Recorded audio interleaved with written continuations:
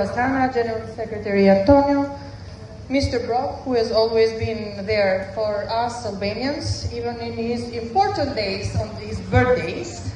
And dear Luis, Teresa, Marie, Jessica, Croatian Minister of Lidhjet, thank you very much to everybody that supported us before and during the elections. Unfortunately, we couldn't make it to win. We didn't have a party in front of us. We had a state party. Moreover, linked with the most dangerous drug cartels and criminal groups in Europe and Americas now. Dear colleagues, I am standing in front of you today as a witness of the collapse of democracy in my country. And also to share with you my personal story so you understand what was going on in Albania during the day of the elections and before and after that.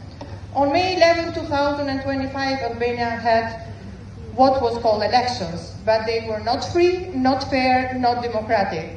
There were not elections at all. Albanians were not allowed to elect. They were obliged to vote. I'm sad to say elections were a farce and orchestrated operation by a narco-state. The Copenhagen criteria, democracy, rule of law, human rights, institutional stability, were not only ignored, but they were crashed.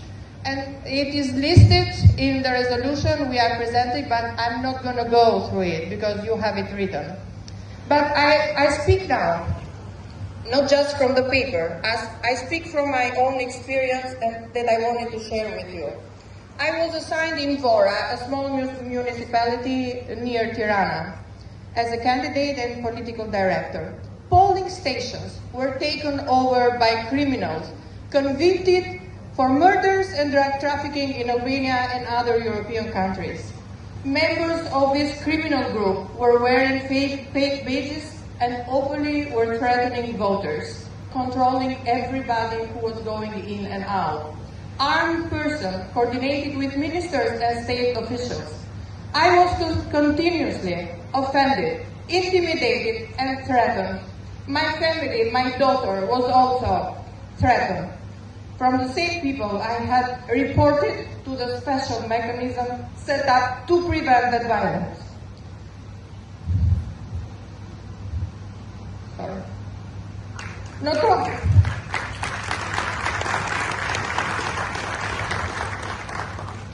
I was left alone with my daughter and my staff.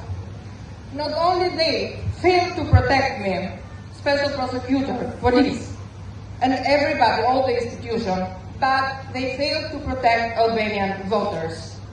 We were left in front of a criminal group, in front of drug cartels. Police did nothing. Special prosecutor did nothing. Central Electoral Commission looked another way. Is this democracy we are talking about? Is it a country ready to enter in Europe? Voters were bought with €100 pension bonuses and money from 138 cannabis licenses, drugs for votes.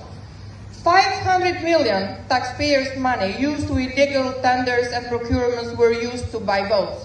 30 candidates in 10 regions out of 12. Over 20 municipalities were supported by drug cartels and criminal organizations.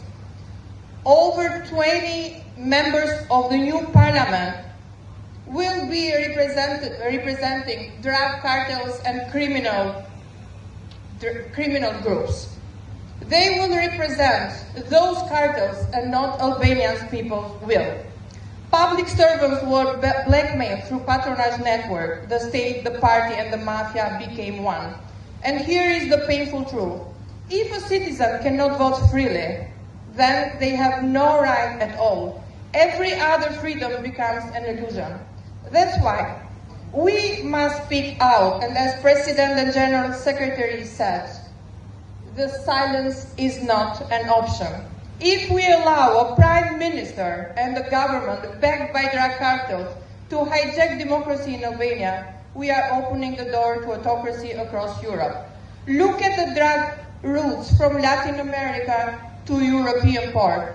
They are controlled now by the same criminal network that Edi Rama supported and empowered, so he wins the election.